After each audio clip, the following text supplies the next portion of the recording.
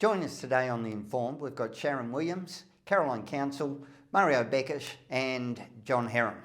Good morning, team. Now, the current state of the COVID messaging and the government's response, are we still in a fearful messaging, or have things changed, and should they?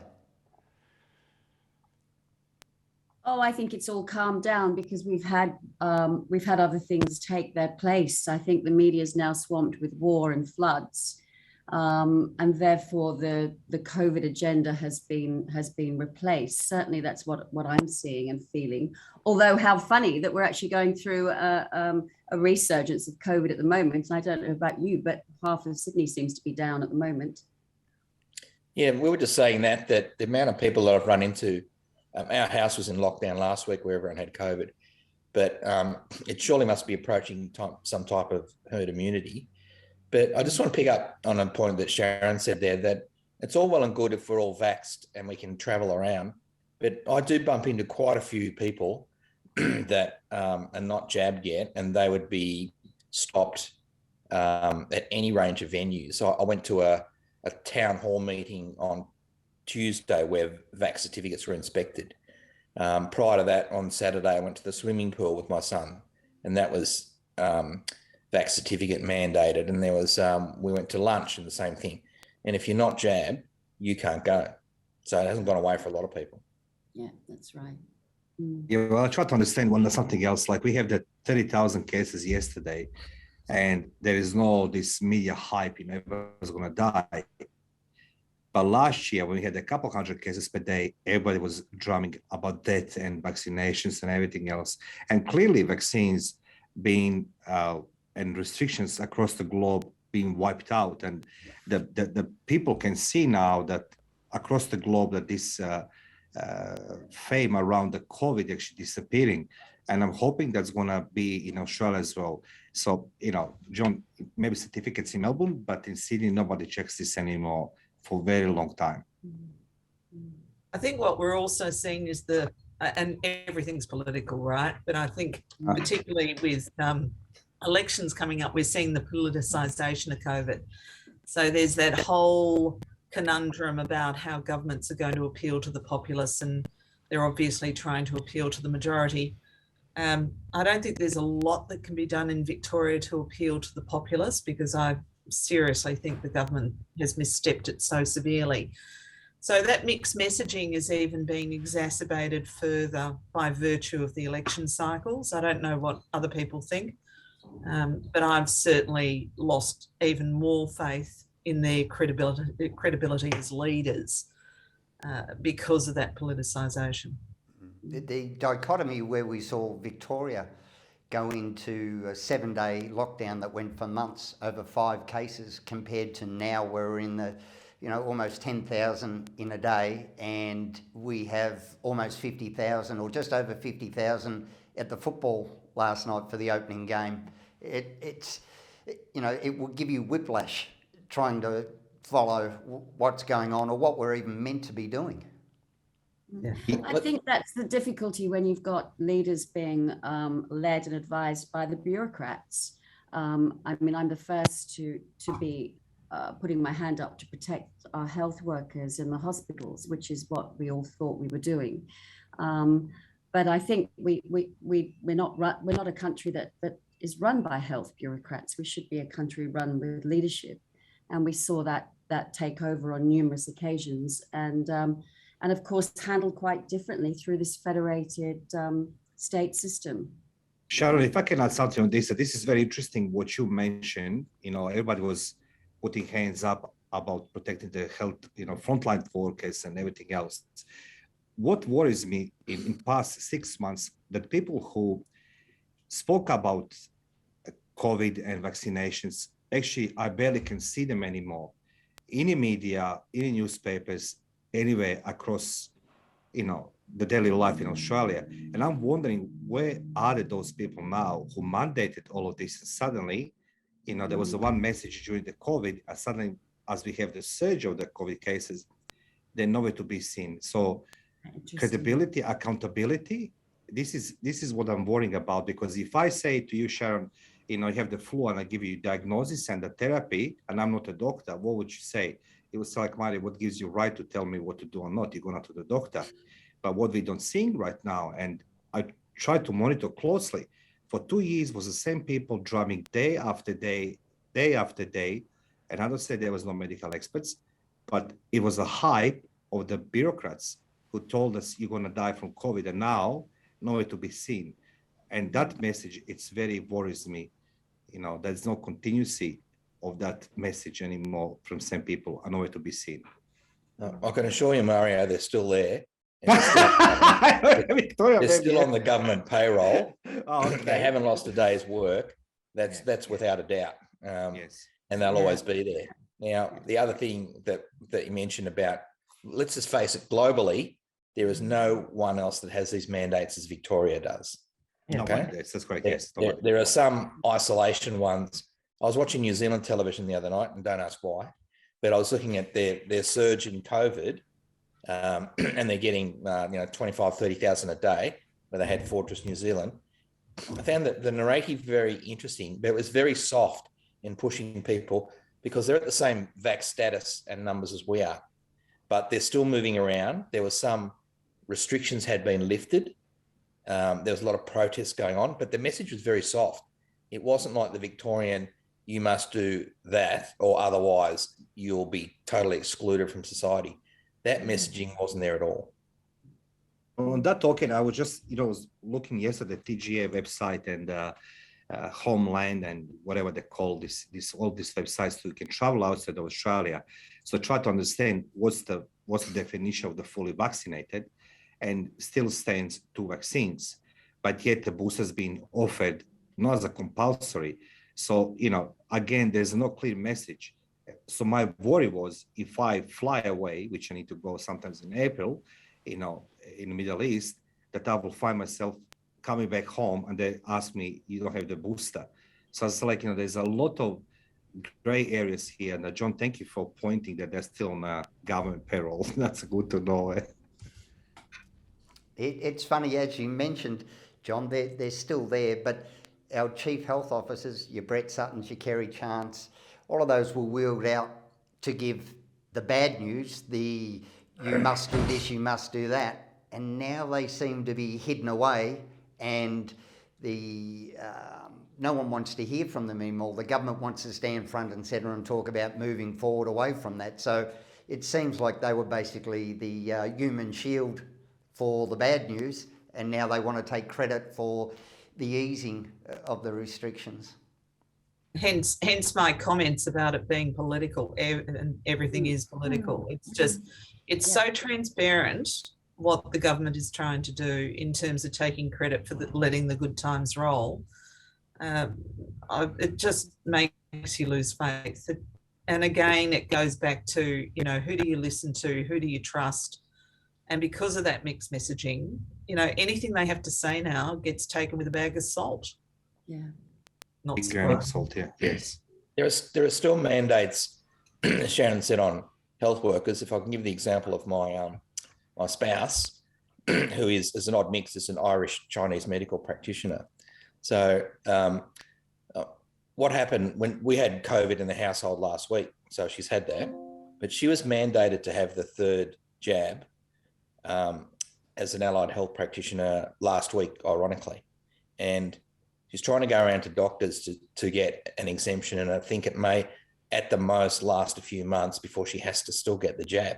Now, when I mention Ireland, in Ireland, you are absolutely not allowed to get any jab within 3 months that you've had COVID, because the health advice is that you're covered, shall we say, with immunity, but still forcing people to still get the jab, 3rd jab, when it's not medically safe to do so. Yes, and that's a money issue, isn't it? That's the push with the arrangements that all these pharmaceutical companies have with their governments locally, is to sell that many vaccinations in that time frame. I mean, we've got health versus money versus the political arena. I mean, it's a wonder. We're going to look back on this in 20 years and in 100 years, and it will be a case study all times, of where libertarian rights were rattled and to a great extent taken away. And one of the glaring examples of that was in Victoria, when obviously they tried to enshrine the procedures in legislation so that the government didn't have to go through the hoops that it had to go through during COVID, and that it would be there permanently for them to call on. And there was a lot of work done by the Law Institute of Victoria, of which I'm a past president, to ensure that there was that balance between government and the rights of Victorian citizens. And there was the amount of work that we had to do to convince government to create laws that were sustainable and in the interests of the populace. They didn't want to entertain it. They didn't want to listen. Eventually they had to, because of the pressures that they're under in terms of the numbers game in Parliament. I think we've ended up with legislation that's less draconian, obviously, than the Dan Andrews government planned. Is it ideal? That remains to be seen, depending on what future governments use it for or misuse it for. There may need to be further reform, but certainly governments have tried to leverage off this as a disaster to grow their power base. Instead of focusing on delivery of services to the people and to govern services, they're focused instead on enshrining power, and that concerns me. So I agree, Sharon, entirely with that whole push to basically take rights away from pops and to place those rights with government. There's evidence of the state of Victoria, for example. That's interesting, Carl, what you say, because I was in Melbourne after lockdown ended in Melbourne, and I different landscape in Melbourne, and what I noticed that the majority of the people there who I met, they have that fear from law enforcement bodies.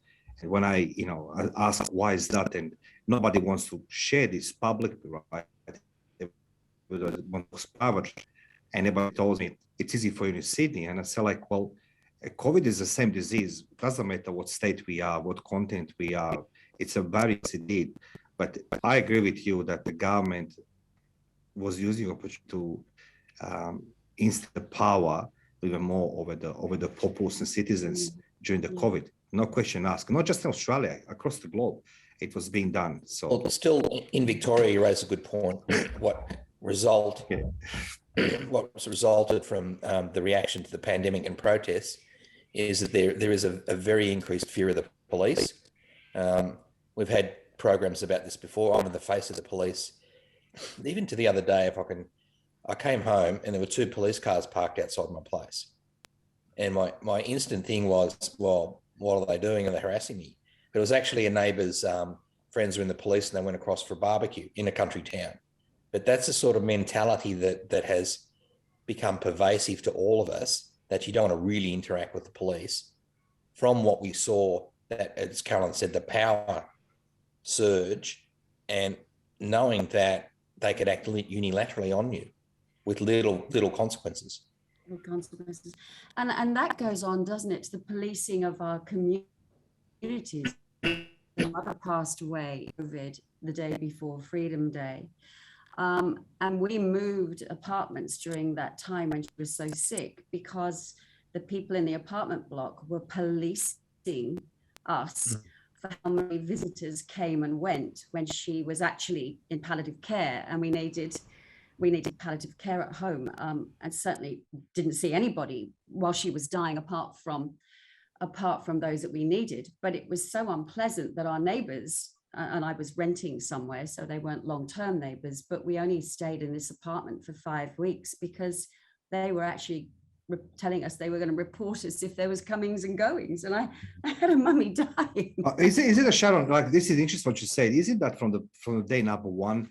Was a type of the, I don't find the definition of this, but call out people who doesn't wear the mask, people who breach the laws or legislations, whatever it is. But another topic, what John said, I want to just say, I was always surprised to see people in Victoria, they could stay at home for such a long time. And the true carnage of these COVID restrictions, I think is going to be seen in generations after us, because I could understand that people could stay for 400 days, or correct me how long days was a lockdown in Melbourne, to be confined into the four walls. Nobody across the globe endured that many days. And as I said, like I believe the true scope of the COVID restrictions in Victoria is going to be seen in the years to come. Yeah. Absolutely. Mentally, yeah. Absolutely. You've hit the nail on the head. And John and I will have already seen this in our legal practices, particularly, Mario, where you've got people with mental health issues that have been exacerbated by the lockdowns. And this is where they then start to interact with authority.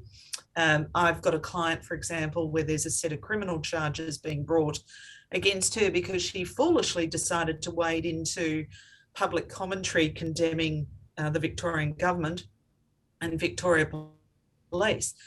And she's now facing criminal charges in relation to her commentary, which I didn't find to be particularly offensive.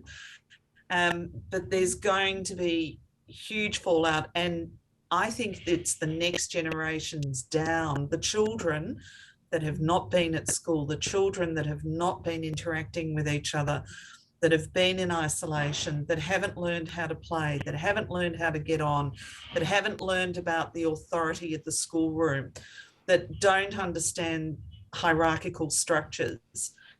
They are going to suffer horrendously. And I know, as I've got to do it, teaching these children now, that they are seeing that adverse knock-on effect of being in isolation for as long. Too long. One of the other things I found really disappointing was the virtue signalling and the clear display of advantage, because I don't like the term privilege, but the advantage of those who could actually stay at home, and the virtue that was attached to it versus the marginalised and those living closest to the edge that was struggling to survive, that needed to go to work, that were condemned as somehow morally bereft because they weren't doing the greater good for everyone else, that they were risking everyone else's well-being when they just needed to survive. Once the government withdrew the support, and we saw when the government had in place the $750, we actually saw people who were marginalised for such a long time actually being able to buy fresh food, actually being able to live well. And if ever there was a clear indication for the need to lift the level of support that we give to those marginalised people, this was it. Some people actually thrived under this. There are people who suffer high-level anxiety going out. They were good with it. We saw work from home, foster better family connections, dads step into the caring and domestic roles even more. But the virtue signalling and the lack of awareness that those calling out the ones who are unable and really had their whole lives threatened by having to go out, where they were condemned as somehow bereft of any concern for the community, rather than an acceptance or acknowledgement of how precarious their position was. That was one of the disappointing things for me. Aside from the virtue signalling, and the extension of that is it brought out a lot of people, particularly social commentators and media, that they actually capitalised on the power issue and quite enjoyed the ability to try and project power over the majority. There was quite a lot of that. And they went like 4 or 5 times with still wanting lockdowns and masks on social media. So these same people that criticised were for mandates, and they wanted people not to be excluded from the health system. Let's not forget that. They couldn't attend emergency wards, things to this extreme. Those people had a voice, and they were emboldened by the government and their actions. 100%. It's had a big impact on alien culture and a big impact on culture everywhere. My family's originally from London, and my half brother says the same. You know, the things that have gone on, particularly with the law over there, it's had an impact on every facet of life. And as we're saying earlier, I think it'll only be in a few years when we look back on the fact that the mental health impact. My adult children weren't able to do those gap years and the travel, and they had to come back from overseas quickly where they were working. Patterns of work, life, industry, law, every aspect has been affected. I just want to even contemplate possibility we go another lockdown in future, because I think that's going to be tipping point for the mental health for the many. And no doubt, I'm seeing people around me that they suffered a lot. Everybody suffered, you know, not equally. Everybody was doing different ways to, you know, stay the same. But I think the mental health is going to be our biggest for our society, biggest challenge for everybody on every level. And, you know, you can see reflection today. I can say from my experience, I came to Australia 22 years ago, and I never saw happiest country in the world. Everything is changed. I'm seeing that people living in Sydney, they have become very distant, very self-isolated from each other. And I'm wondering what happened. And I know what happened. It's a mental health issue because it impacted on so many ways and so many levels. Well, we can safely assure that there's never been a public health agenda or promotion that has been helped or successful through shaming. And that's what the majority of this has become. Imagine if we tried to shame people into stopping smoking, or shamed people into exercising and eating better, or shamed people for, you know, reaching out for help if they're struggling with their mental health. The amount of shame that has been attached and capitalised on with this whole episode has been one of the fundamental killers of any chance of success with this.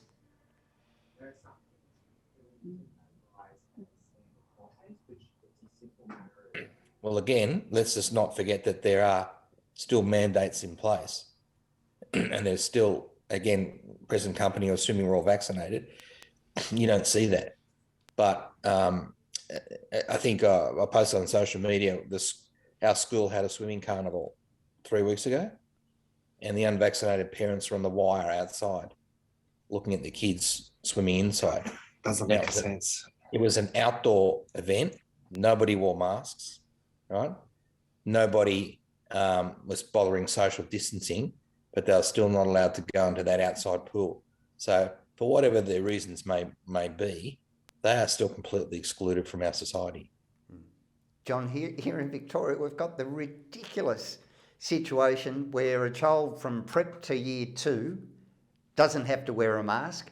From grade 3 to 6, they do have to wear a mask, and in high school they don't. So if I've got 3 children, one in grade 2, one in grade 3, and one in year 7, they can all live in the same home, travel in the same car, go wherever they want without a mask. But the minute they get to school, my child in year 3 has to wear a mask. Like, if you could try and design a way to lose confidence in the advice that you were doing, this would be the perfect example of why people have just thrown their hands up in frustration. And I'm going to be a lot more questioning from here on in relation to my own choices, given that I had an adverse reaction, and I'm happy to share that in relation to the Pfizer booster, where I lost the sight in my right eye as a result of an immune response. And the reason I look like I look at the moment is because I'm on massive doses of steroids. So there are serious implications and health implications for people, and that whole marginalising of people who have decided for whatever reason, and it's not my job to find out why somebody didn't have a vaccination. That is entirely their decision. I I just think as a community, we need to find our way back to community, because that will lead to better health outcomes, both mental and physical health outcomes for all of us. We can't afford to be judgmental. Governments seem to have been, and they've been judgmental in relation to us, the people they're supposed to be leading and governing. Whereas I think we at the grassroots could show a little more compassion, a little more understanding, and to have learned not to be so selfish and so individualistic through this experience. And yet I'm seeing those behaviours. I'm seeing people behave badly because I don't know whether it's because they've been in isolation. I don't know whether they think that because we live in this online world predominantly now, that they can behave how they want to behave. But I am seeing it particularly play out in my work. Well, it's unfortunate. Caroline, on that positive note, we're going to have to wind it up there, team. So Caroline, Sharon, John and Mario, thanks for being on The Informed. Thank you Pleasure. for having us. Thank you. Bye.